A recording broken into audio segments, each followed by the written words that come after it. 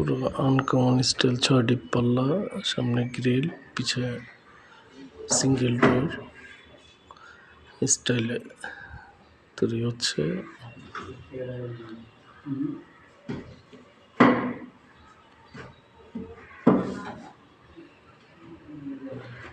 Varnish করা হবে।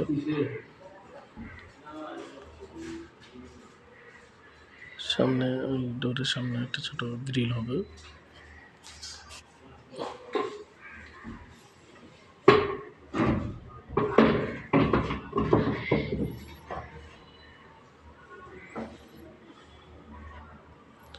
Just বাতাস আসা যাওয়ার জন্য, দক্ষিণে বাতাস এখান থেকে পাস হবে, প্লাস জানাতে চলে যাবে।